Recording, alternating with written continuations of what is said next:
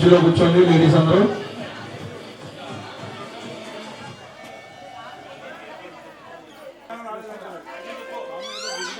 రావాలి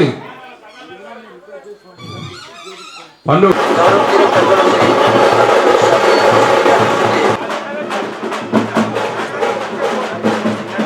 గారు, ఏలూరు నగర శాసనసభ్యులు బడే రాధాకృష్ణ చెట్టి గారు,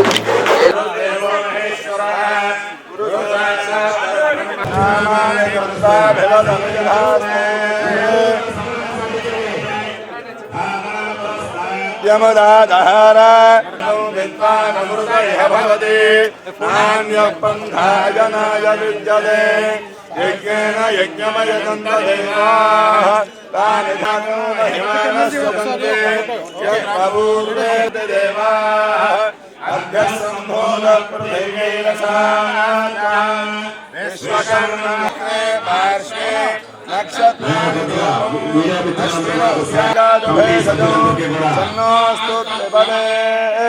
సంచతుష్పదే. ఓం శాంతి శాంతి శాంతి.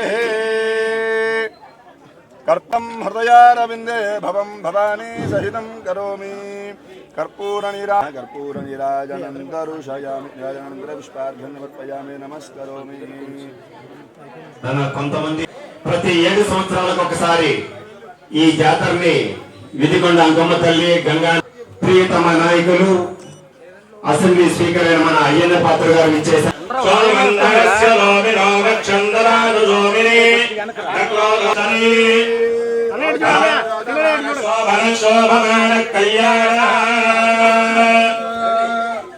ఒక్కసారి మీరు అందరూ ఎవరు రావద్దు, కమిటీ సభ్యులు ఉన్నారు, మేయర్ గారు ఉన్నారు.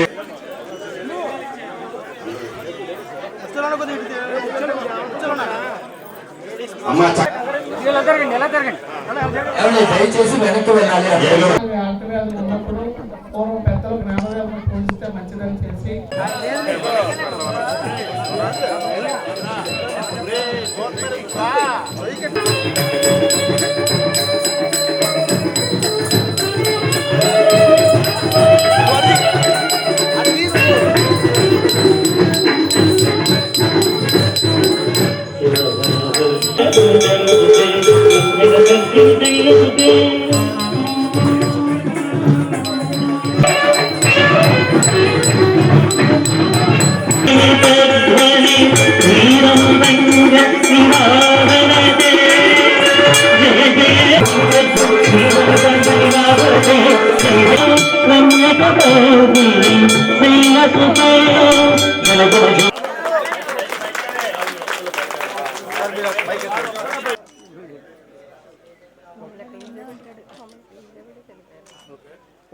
లాస్ట్ ఫోటో అండి, ఎవరు కూడా లేదు.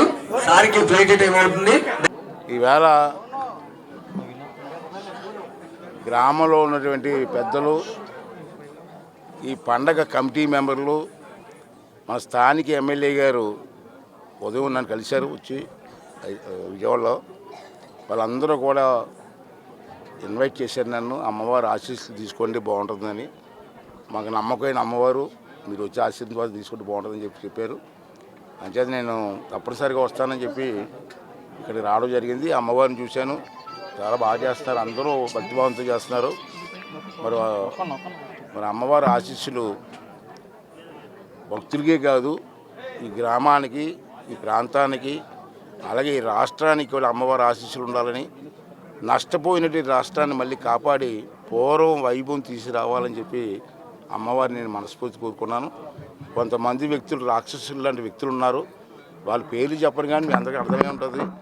వాళ్ళందరూ కూడా ఇప్పటికీ కూడా ఈ రాష్ట్రాన్ని భ్రష్టు పట్టించడం కోసం ప్రయత్నం చేస్తున్నారు.